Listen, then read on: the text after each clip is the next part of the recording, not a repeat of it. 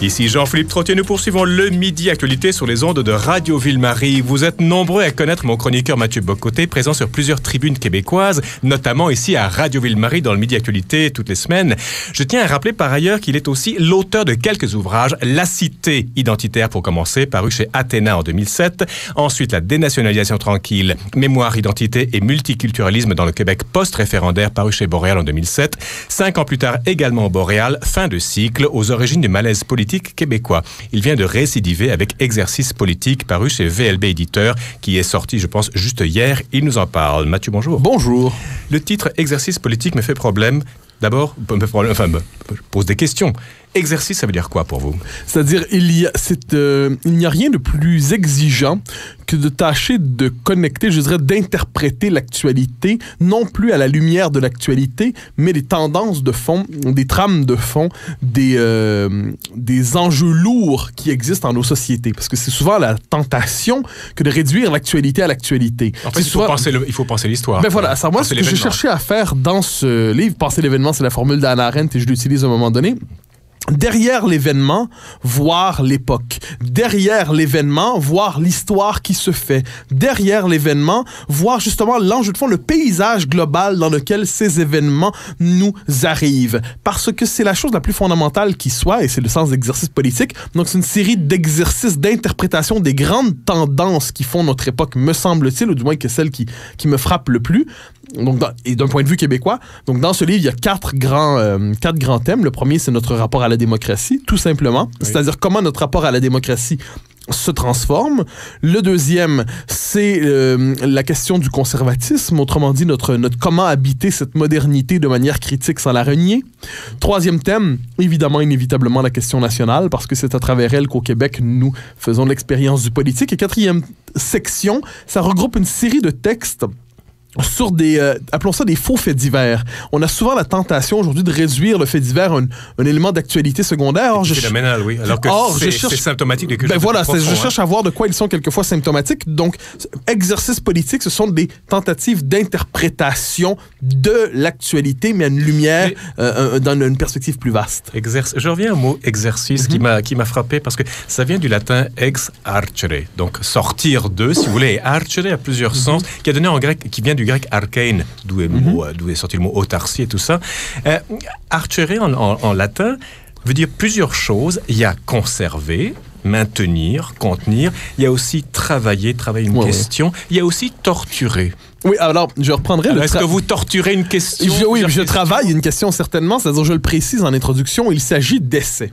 Quand je dis qu'il s'agit d'essais, c'est-à-dire, j'ai une thèse en sociologie, je suis sociologue de formation. Récemment, d'ailleurs. Oui, mais il ne s'agit pas en tant que tel d'articles sociologiques à apparaître dans des revues académiques. Mais il ne s'agit pas non plus de chroniques qui paraissent en format journal, 500 mots, et ainsi de suite, encore moins de format Twitter, pour le dire ainsi. Je considère qu'il y a un manque dans notre espace public. Il y a bien évidemment l'espace de la chronique dans les journaux. J'écris régulièrement dans le Journal de Montréal. Oui. Il y a évidemment la place pour des articles académiques souvent, mais qui sont très peu lus, hélas. Oui. Il y a la place pour appelons ça, un autre type d'exercice qui est l'essai. Alors, l'essai, il est indispensable à la démocratie. Pourquoi? Parce que lorsqu'on se livre à l'essai, on cherche justement à torturer un peu l'actualité pour justement dégager ce qui se cache derrière elle. En fait, torturer, c'est pas juste faire mal, c'est bien compris. Travailler, torturer, triturer. Et en musique classique, c'est drôle parce qu'il y a un mot qui convient tout à fait à ce que vous faites, Mathieu Bock-Côté, c'est le mot développement. Dans une sonate, Beethoven, c'était le roi là-dedans, n'est-ce pas? Mozart aussi, Brahms, bref. C'était que le développement permet de prendre des éléments, les cellules rythmiques, les cellules mélodiques, les idées de l'exposition, et là, on travaille, on retravaille, on pétrit la pâte, et on la fait moduler, Et l'idée, c'est justement de prendre une idée, de la développer, de l'approfondir, d'aller voir ce qu'elle cache. Or, c'est le projet de ces exercices politiques, c'est chercher à comprendre justement ce qui se cache derrière l'éphémère. Parce qu'on vit dans une société terrifiante du point de vue de son interprétation d'elle-même, frénétique, toujours occupée à courir et à s'essouffler pour avoir la nouvelle du jour, le commentaire du jour, en oubliant bien évidemment que c'est lorsqu'on est capable d'inscrire l'événement dans un contexte plus large qu'il s'éclaire. Et je reviens à cette question c'est bête à dire, de la taille des textes. Vous noterez dans les grands quotidiens dans les grands magazines, la taille des articles a considérablement régressé avec le temps. Louis Powell, quand il commence le Figaro Magazine, je crois qu'il y a des textes de 1800 mots et 2000 mots, et à la fin, il y en avait 400. Même chose dans les entrevues radiophoniques. Le temps raccourci parce qu'on dit que la capacité d'attention diminue, parce qu'on dit que les gens n'ont pas l'intérêt pour lire beaucoup, pour écouter beaucoup. Or, j'ai fait le pari contraire. Ce que je me suis dit, c'est justement en s'essayant de penser lentement. C'est-à-dire, on va s'arrêter pour quelques minutes pour réfléchir vraiment à une question, pour approfondir le sens. On va se dérober aux exigences de la frénésie du commentaire immédiat et nous allons chercher tout simplement à comprendre. Encore une fois, je vais vous parler un petit peu latin, si vous voulez bien, Mathieu Bocoté. Bien sûr. Il y a une formule qui résume ce que vous dites. Festina lente. Hâte-toi lentement. Ah ben oui. Ah ben ça, c'est une belle manière. Et en allemand, il y a Eile mit Weile, c'est un jeu de mots, Eile, Weile, c'est dépêche-toi lentement. Alors, vous êtes un polyglotte, vous êtes un homme absolument cultivé, je ne peux le dire qu'en français quant à moi. C'est ce que j'appellerais... C'est ce que je dirais, tout simplement, c'est réapprendre la lenteur. Il n'y a rien de plus important dans nos sociétés frénétiques que de réapprendre cette lenteur dans la lecture. C'est par exemple, je reviens dans un texte, dans ce livre, sur l'art de la lecture. Oui. Il n'y a rien de plus contre-intuitif à notre époque que de savoir lire. C'est-à-dire fermer la musique ou alors ne mettre qu'une musique d'ambiance discrète, ne pas regarder son cellulaire, ne pas être sur son ordinateur, ne pas regarder la télé, ne pas faire 12 choses en même temps, s'asseoir sur un vrai fauteuil et lire pendant, pas 10 minutes, pas 15 minutes, lire pour vrai. Pourquoi? Parce que la rencontre avec une œuvre, je dirais, c'est le contraire de l'époque. On ne s'éparpille pas, on ne multitasque pas, on rencontre une œuvre en profondeur. Et moi, c'est ce que je crois profondément, c'est que l'essai comme genre littéraire, comme on dit souvent, mais l'essai comme manière d'écrire, l'essai comme manière de... sans que finalement, il y a dans l'essai l'idée qu'on essaie de trouver quelque chose. Ce n'est jamais définitif, c'est sinueux. On essaie de trouver. Il y a quelque chose. Donc de là, la formule exercice politique, il y a du travail là-dedans, il n'y a jamais de réponse définitive et pourtant, c'est là que le sens commence à se révéler. Vous avez parlé d'un vrai fauteuil. C'est quoi un vrai fauteuil? Alors, c'est la Je crois que ça résume votre pensée, non? Oui, mais c'est une belle manière de dire les choses. C'est-à-dire la possibilité de ne pas être perpétuellement, physiquement, je dirais tout simplement, un vrai fauteuil de lecture, c'est un endroit qui est un petit temple pour soi. C'est-à-dire, c'est un endroit presque rituel où on va s'installer, où on est spontanément confortable, on peut rester longtemps parce que ça prend du temps lire, oui. Et où on peut tourner les pages discrètement sans être obligé de se contorsionner, de se tordre, sans être obligé de se lever à chaque instant, sans être obligé de se plier, sans être non plus à côté d'un ordinateur. J'insiste parce que à notre époque, la capacité d'attention des gens a considérablement fondu. Moi, ça me terrifie au café. Je vois souvent, il m'arrive souvent d'aller lire au café parce que j'ai ce plaisir et quelquefois, je suis marqué, quelques personnes essaient d'avoir un livre. Hein. De temps en temps, ça arrive. Mais lorsqu'ils essaient d'avoir un livre, ils lisent 2-3 pages, ensuite, ils se tournent vers leur appareil téléphone intelligent pour voir si on reçoit un message, le message qui changerait leur vie. Alors, il y a des conditions culturelles à la lecture, il y a des conditions physiques à la lecture. C'est pour ça que j'ai souvent dit d'ailleurs que j'espère que l'école nous réapprenne un jour les disciplines culturelles nécessaires à la lecture. Le plaisir de la lenteur, le plaisir du silence, le plaisir de la concentration. Mais pour cela, on doit y être préparé culturellement, socialement, physiquement même. C'est une discipline physique que l'immobilité nécessaire à la lecture. D'où la nécessité du vrai fauteuil qui est votre expression favorite aujourd'hui. Donc, Mathieu Bocoté, je rappelle que vous êtes l'auteur de Exercice politique qui vient de sortir chez VLB Éditeur, qui est sorti, je pense, hier. Mm-hmm. L'autre terme du titre, on a trituré le mot exercice. Politique. Parlez-nous un peu de la police. Alors, voilà. Police P-O-L-I-S. Oui, bien sûr. Alors, exercice politique, j'entends par là réflexion sur la cité, tout simplement. C'est-à-dire, il y a quelque chose de terrifiant dans l'appauvrissement du politique dans nos sociétés. L'appauvrissement du politique en lui-même et dans notre compréhension du politique. On a oublié que le politique correspond à une exigence de l'âme humaine, correspond à une exigence du cœur humain, c'est-à-dire la participation à la cité, la nécessité existentielle d'être lié, d'appartenir à plus grand que soi.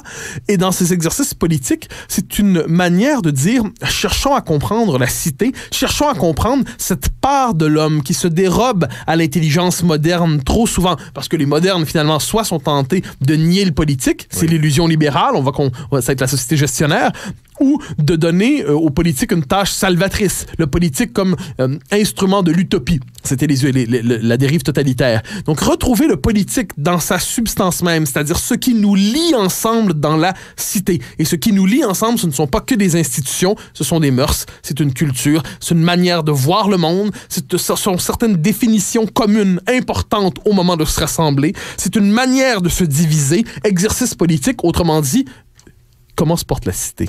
La cité comme facteur de lien entre les habitants, les citoyens, ou également comme macrocosme de l'âme humaine? Mais bien sûr. On dit souvent que la cité, c'est comme il y a une tripartition de la cité, de la tripartition de l'âme humaine, après les Grecs anciens. C'est un peu dans votre... Il y a cette idée que la cité n'est pas qu'une addition d'individus déliés, tenus par le droit, des égoïstes calculateurs chacun chez eux, et seulement occupés finalement à instrumentaliser les institutions communes en fonction de leurs biens propres. Oui. Il y a l'idée que nous sommes ensemble quelque chose de plus que la simple addition de nos individualités. Il y a l'idée, alors là, j'aime citer Chesterton, qui nous dit... le journaliste anglais, le grand écrivain anglais, qui nous dit de la démocratie qu'elle devrait aussi de temps en temps se mettre à l'écoute de la tradition, c'est-à-dire tenir compte des voix des morts. Ce qu'il veut dire par là, c'est qu'il y a une sagesse accumulée, c'est qu'il y a la possibilité... Aucune société n'a véritablement de grandeur si elle se croit sortie du néant, si elle croit repartir à zéro, si elle succombe au mythe de la table rase. Donc, comment être capable, justement, de ressaisir ce sens du politique? Pierre Manant, le philosophe français, très, très beau livre, Le regard politique, il écrit, où il nous dit justement qu'il cherche à réapprendre, je dirais rééduquer notre regard à voir le politique. Et bien, dans ce livre, dans les 4 sections, sur la démocratie, sur le conservatisme, sur la question nationale et sur les faux faits divers.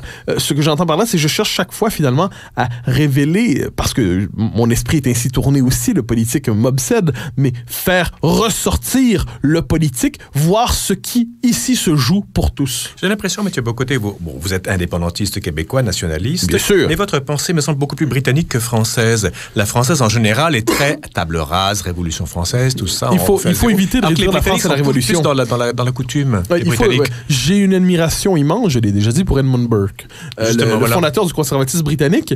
Mais notons une chose toutefois, il y a une tradition de pensée française à laquelle je me sens spontanément appartenir. Si je dois m'inscrire en France, c'est la tradition du libéral-conservatisme français. Raymond Aron. Raymond Aron, je lui ai consacré, d'ailleurs, c'était récemment les 30 ans de sa mort, et je lui ai consacré un article sur le site de la revue Argument, qui est Raymond Aron, notre contemporain. Et qu'est-ce que le libéral-conservatisme? C'est une défense de la société libérale, mais une défense aussi de ses conditions de possibilité. Donc, la société libérale ne sort pas de rien, elle présuppose une civilisation.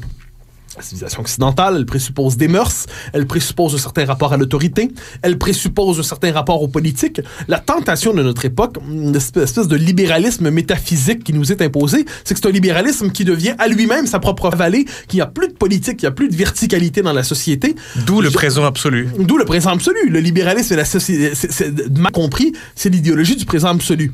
Ce qui m'intéresse dans la tradition libérale conservatrice, et on peut trouver d'autres figures, j'ai parlé tantôt de Pierre Manant, on pourrait nommer Bertrand de Jouvenel, on pourrait... Qui a écrit de très beaux livres sur du pouvoir. C'est un intellectuel français qui, comme bien d'autres, a connu des tentations malheureuses au début de sa vie, mais qui, dans la deuxième partie de sa vie, de 45, enfin, je dirais des années 50, ensuite, va développer une intelligence très fine du fait libéral, à la lumière, justement, de la notion de bien commun. Daniel Mahoney lui a consacré un très beau livre il y a quelques années. Très bien. Alors, on pourrait citer aussi Élie Halévy et quelques autres, c'est-à-dire ceux qui réfléchissent non seulement à la liberté en elle-même, mais aux conditions historiques nécessaires à son déploiement. Et, de ce point de vue, je reviens à Tocqueville. Tocqueville nous dit « Il faut aimer la démocratie, mais pour bien l'aimer, il faut l'aimer modérément. » C'est-à-dire par là qu'il faut toujours trouver un principe d'équilibre. C'est la recherche de principe d'équilibre entre la modernité et quelque chose d'autre que je nomme quant à moi héritage,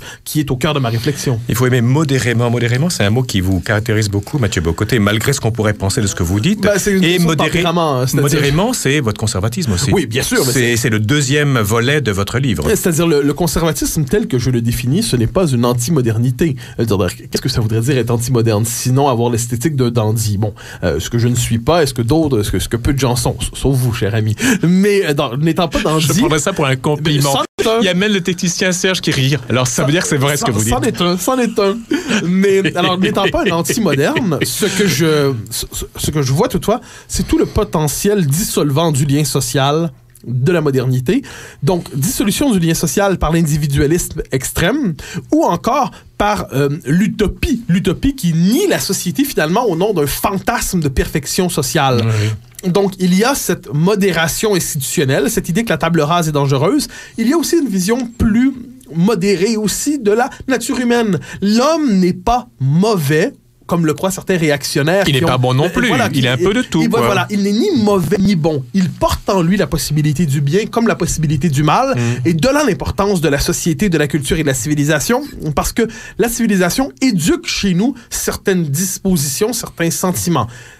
Peut-elle éduquer pour le mieux plutôt que pour le pire? Une intelligence honorable peut être tirée par le haut ou par le bas par la société. Ce qui Et plus on est intelligent, plus on peut descendre ou monter. Oui, absolument. Au 20e siècle, dans une culture intellectuelle marquée par la tentation totalitaire, les intellectuels ont été très souvent les premiers à se laisser happer justement par la tentation totalitaire. Alors moi, ce qui m'intéresse ici, quand je dis conservatisme, je dis comment vivre en ce monde sans lui donner notre âme complètement, comment continuer de poser dans notre monde des questions qu'il refuse de poser. Mathieu. On parle tout autant des questions de la spiritualité, de l'enracinement, des questions que le monde moderne accepte difficilement. Et toutes ces questions sont triturées, sont exercées dans votre livre qui s'appelle Exercice politique, qui vient de sortir chez VLB Éditeur.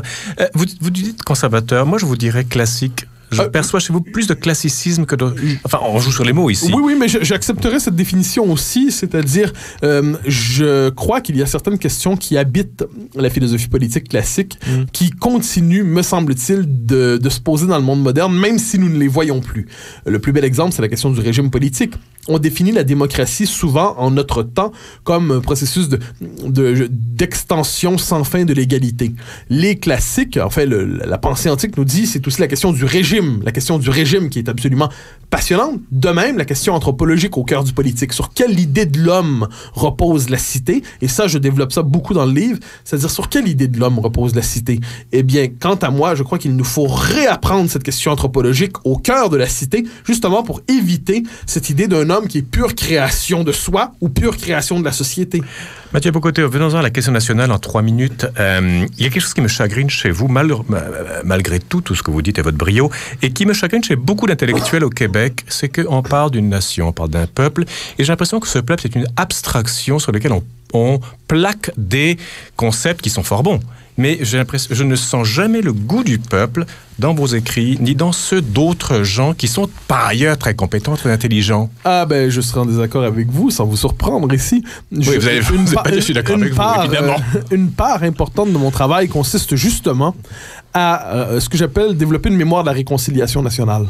Je comprends, mais ça sont des grands thèmes. Non. Vous savez, je pense à Fernand Braudel, vous savez, l'historien français qui parle de la durée longue. Oui, mais la durée longue, c'est pas les événements, les traités, les batailles. C'est vraiment les reçus des baptêmes, les salades des ouvriers, les récoltes. Et vraiment, on vit la vie du peuple. Mais tout ça m'apparaît fort pertinent. Vous noterez, cela dit, je ne suis pas historien du social, mais je vais vous donner un exemple dans le débat présent sur la laïcité. Oui. Quand je dis pourquoi doit-on conserver le crucifix? Est-ce que c'est parce que je souhaite soumettre Québec à Rome? Bien sûr que non. Mais pourquoi je suis attaché, par exemple, à ce symbole? Parce que je dis, à travers ça, il y a une partie de l'identité québécoise, il y a une partie de notre culture qui n'est pas prise en charge par les institutions, qui n'est pas vue par les intellectuels souvent, qui s'exprime à travers ce symbole. Oui. C'est une mémoire étouffée, une mémoire difficile, mais une mémoire que l'on cherche néanmoins à ressaisir politiquement, qui s'exprime à travers un symbole comme celui-là. J'ai bien compris tout ce que vous dites. Je suis d'accord avec vous, Mathieu. Je peux être d'accord ou pas, mais je veux dire, je sens peu le goût de l'homme ordinaire dans vos écrits. Qu'est-ce que ça veut dire, le goût de l'homme ordinaire? Alors, faut que je comprenne. Non, c'est les anecdotes, les histoires, les choses qui peuvent... On a l'impression, j'ai beaucoup d'intellectuels au Québec, en tout cas, et aussi en Occident en général, d'un divorce grandissant entre la classe qui pense et la classe qui est l'objet des réflexions. Je suis absolument d'accord sur l'existence de ce divorce. Oui. Cela dit, je m'en désole et je fais partie de ceux qui cherche à réparer cette fracture. Mais à partir de là, vous pouvez me dire que j'ai réussi ou que j'ai échoué. Mais je cherche à tenir compte de cette sensibilité populaire, ne serait-ce que parce que je la partage à bien des égards. Il y a une sagesse, je sais que c'est plus bien vu de dire ça aujourd'hui, mais il y a une certaine sagesse dans les couches populaires, pour reprendre une vieille formule, oui, qui se livre souvent par proverbes, dictons. Hein, il y a toujours moyen de moyenner, il y a toujours bien des limites. Voilà. Il y a du génie chez les Québécois dans ça. Vous Exact. savez, on est quand même le peuple qui hésite entre il y a toujours bien moyen de moyenner, c'est-à-dire on peut toujours s'entendre, et il y a toujours bien des limites. C'est-à-dire là, ça va plus, on ne s'entend plus, puis on arrête ça. Oui. C'est un peuple qui, d'une formule contradictoire à l'autre, balise l'espace du raisonnable. Alors j'ai C'est très bien dit. Répétez-moi cette formule, elle est très bien. ah, mais c'est bon, je sais pas exactement comment je l'ai dit, c'est-à-dire c'est un peuple qui, d'une formule contradictoire à l'autre, balise l'espace du raisonnable. Exactement. Et ça me rappelle Chesterton, encore une fois, grand, très attaché, s'il en était, aux classes populaires, qui disait que la politique consiste à réconcilier des idées contradictoires, mais également nécessaires. Alors ça, je crois, s'il y a une sagesse du populaire, c'est cette conscience des limites. Et c'est très hindou comme jugement. Hein? Et il n'y a rien de plus important, et ça je le crois profondément aujourd'hui, et je suis d'accord avec Finkielkraut de ce point de vue, la redécouverte d'une conscience des limites est au cœur d'une civilisation de l'idée démocratique, c'est-à-dire la démocratie a souvent la tentation démiurgique du « nous allons créer le monde à partir d'une pure volonté ». Oui. Il est nécessaire de réapprendre le sens des limites en éducation, en politique, dans la définition de la nation. Ce sens des limites, c'est l'autre nom d'une réconciliation avec une conception plus riche de notre humanité. Hier, nous étions au bord du précipice. Aujourd'hui, nous avons fait un grand pas en avant. Ah, ça, c'est la formule du créditiste. Je dirais, quant à moi, j'ai une formule que j'utilise d'une année à l'autre. Hein. Les choses vont bien plus mal qu'on le croit, mais peuvent aller mieux qu'on l'espère. Exercice politique, dont vous êtes l'auteur, Mathieu Bock-Côté, paru chez VLB Éditeur, qui est sorti hier. C'est un livre pour tout le monde? Oui, ben, je dirais, évidemment, pas pour... comment dire, on a toujours un public particulier, mais je crois que c'est un livre... Mais c'est pas songer. J'espère quand même un peu. Un peu, oui, mais pas trop. Mais c'est un livre qui est fait pour, appelons ça, la figure de l'honnête homme. Vous connaissez cette figure classique, Tout à fait, c'est-à-dire nul besoin d'être un spécialiste de mes questions pour s'intéresser à ce livre, pour y trouver une matière intéressante, je crois. Mais je devine qu'il faut quand même s'intéresser à ces questions néanmoins. Mathieu Bock-Côté, merci infiniment. Au plaisir. À dans une semaine. Bien sûr.